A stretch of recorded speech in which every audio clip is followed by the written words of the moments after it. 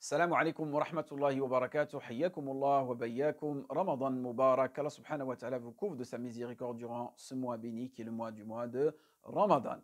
La meilleure façon de se rapprocher d'Allah subhanahu wa ta'ala, c'est à travers la voix du messager, c'est-à-dire sa sunna, c'est-à-dire ses paroles, ses actes, ses approbations.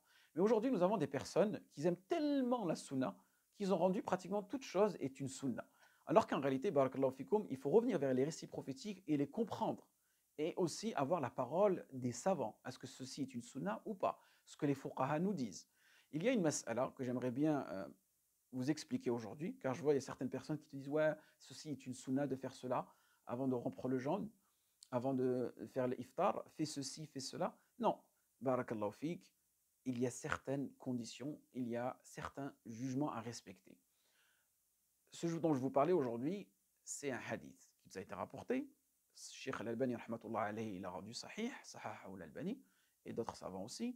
C'est le hadith d'Anas ibn Malik. Il nous dit Utiya an-nabiy sallallahu alayhi wa sallam bi tamrin atiq, faja'ala yufattishu wa yukhriju susa minhu.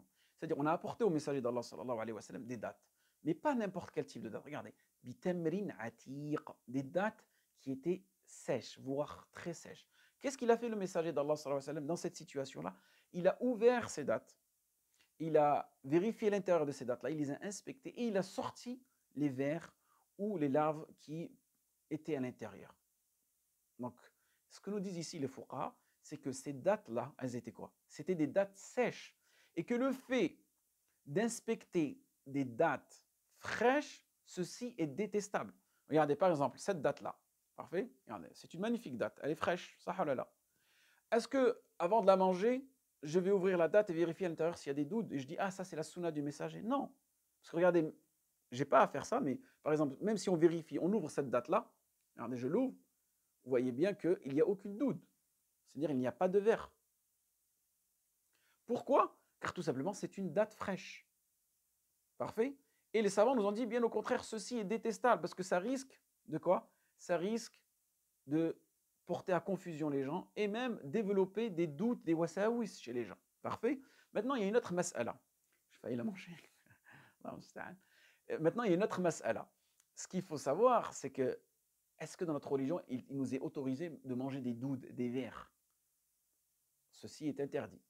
D'accord? En revanche, il y a une règle dans notre religion qui dit yathbutu taba'an ma la yathbutu istiqlalan. C'est-à-dire, il y a des choses qui sont interdites dans notre religion, mais de façon séparée, ou bien ils sont à l'extérieur d'un certain élément. Et lorsque ces choses-là, qui sont interdites, elles se retrouvent à l'intérieur de l'élément, elles peuvent devenir permissibles, elles peuvent devenir mubah, peuvent devenir halal.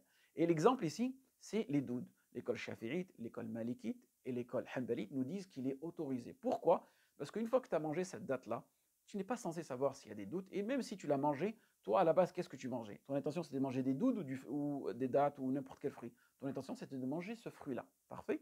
Donc, walillahi alhamd, ne rendez pas les choses difficiles pour les gens. Waffaqakumullah lima yuhibbu wa yarda. Assalamu alaikum wa rahmatullah wa barakatuh.